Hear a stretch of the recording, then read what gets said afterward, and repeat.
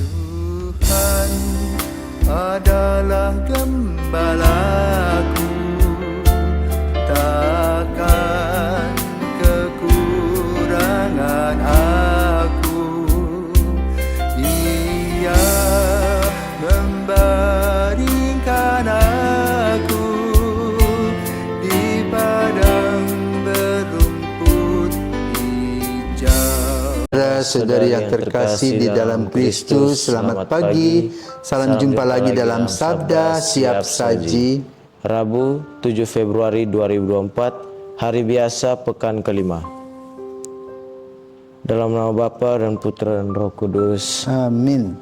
Marilah berdoa. Allah Bapa yang Maha Bijaksana, kami memuji-Mu karena segala berkat-Mu.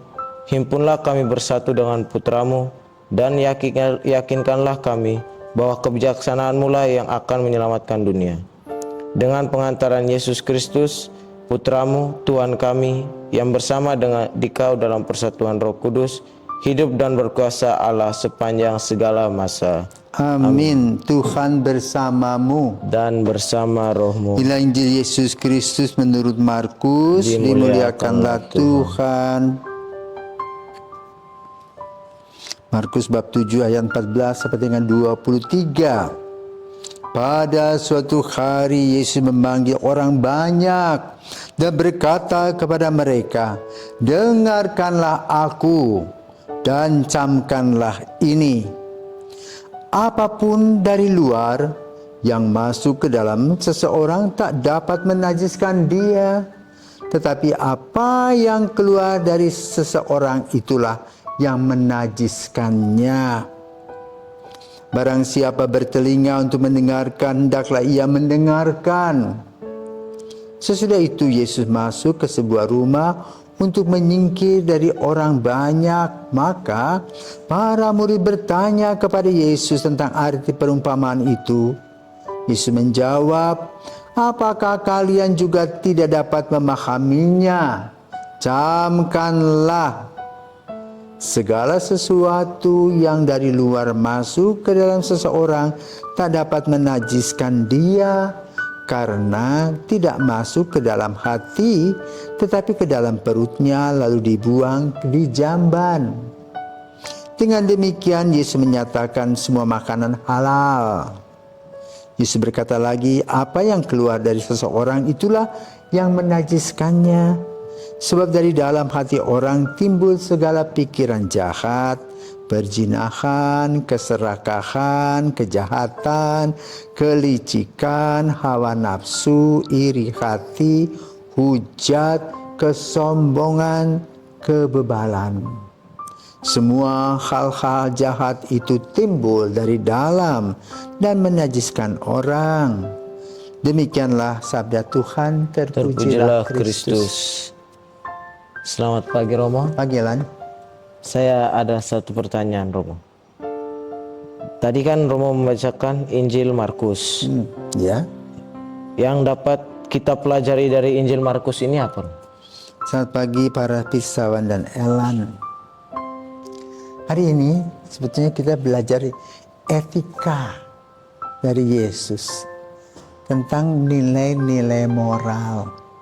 Baik, buruk, salah, benar. Nah itu. Dengan kasus yang diuraikan. Apa kasusnya? Orang mengatakan babi itu najis, haram, tidak boleh. Ya. Apa dasarnya? Kenapa makhluk itu diciptakan? Kan begitu. Maka juga Yesus juga melihat perilaku orang. Orang yang bekerja di bea cukai, ya, pemungut cukai, disebut sampah masyarakat. Seperti itu. Belum tentu toh, kan tidak semua orang yang bekerja di situ ya, tidak jujur, ya kan? Jangan langsung menghakimi orang. Ini yang diinginkan oleh Yesus. Ya, jadi kita harus tahu koridor kita di mana. Ya. Seorang manusia yang mempunyai kepribadian yang baik selalu berpikir positif. bahwa orang-orang yang ada di sekitarnya juga hidup dalam hal-hal yang baik. Tahu membedakan yang baik dan buruk, benar dan salah. Ya. Maka lalu kita tidak bisa mencap begitu saja, menghakimi orang, ya, dari segi luarnya. Ya. Maka Yesus membuat perbandingan. Kalau kamu makan cabai banyak-banyak, ya, apa yang terjadi dengan perutmu? Sakit. Lalu apa terjadi dengan perut, dengan tubuh kita? Lemas. Bukan, keluar dia diare. Ya. Apa arti diare? Diare adalah tubuh mengeluarkan racun-racun. Ya. Supaya di dalam tubuh itu tidak ada lagi yang meracuni. Maka dikatakan dari dalam, ya, keluar sendiri. Maka itu yang membuat kita berkualitas atau tidak adalah dari pikiran kita. Apa dikatakan Yesus dalam pikiran kita? Hal-hal buruk, ya? Sebab dari dalam hati orang timbul segala pikiran jahat, perzinahan, melihat orang perempuan, melihat seorang laki-laki, begitu, perzinahan mulai datang, ya, keserakahan, ada kesempatan langsung sambar, tidak pernah pikir jujur, ya. Lalu licik, ya. Diberikan kesempatan, udah orang menelikung, dikasih hati minta jantung, ya. Iri hati, lihat orang lain sukses, wah langsung iri hati, langsung mulai kita mempengaruhi pemimpin supaya diusirlah orang itu. Padahal harus kita melihat kenapa dia berprestasi, apa dasar dan kunci kesuksesannya, mesti cari begitu. Hujat, omong sembarang saja. Ya? Kalau kita berhasil, kita merasa sombong seolah-olah dunia ini kita punya. Nah, hal-hal ini yang membuat resek dunia ini. Apalagi sekarang gosip sekarang gampang tuh dengan gadget. Serbar tuh gampang sekali, tinggal tekan sedikit langsung semua orang bisa disebarkan. Karena itu kita adalah orang-orang yang harus membawa damai sejahtera, ketenangan, kenyamanan orang melalui kejujuran dan kedisiplinan kita serta bertanggung jawab. Maka pikirlah sebelum berbicara. Jangan menyakiti hati orang dengan kata-kata kita. Ya.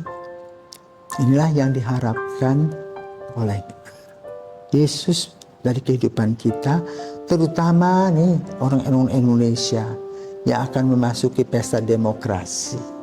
Dengan mulut yang tidak beres bisa melahirkan perang, caci maki dan sebagainya, ya. Lalu orang mulai dengan 3 paslon yang ini, yang itu, yang ini, saling menjelekkan, bisa bertengkar itu. Ya, karena itu harus melihat, ya, bagaimana saya memilih paslon itu sudah.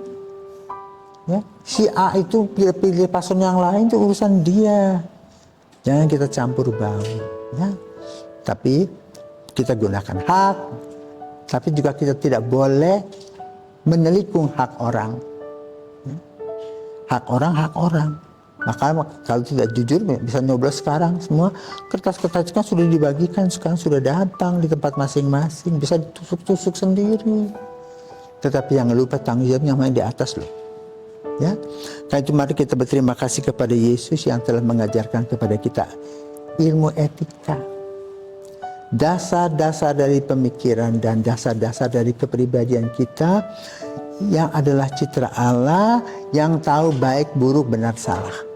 Ya, maka kita tinggal melaksanakannya dengan sungguh bijaksana. Lalu apa yang ada di dalam diri kita, yang keluar dari pikiran kita, itulah yang keluar. Ya, tetapi kalau makanan masuk ke dalam mulut kita, sakit perut, tubuh kita mempunyai tempat untuk mengelak, menolaknya dengan cara diare. Kita pun juga sebetulnya belajar dari pengalaman tubuh kita. Yang buruk-buruk itu kita tolak, tapi yang baik-baik ini kita ambil dan kita tumbuh kembangkan bersama-sama sehingga hidup kita aman dan damai sejahtera, sehingga Yesus tidak berteriak-teriak, dengarkan aku, ya. tetapi mari berjalan bersama aku. Selamat pagi, Tuhan memberkati.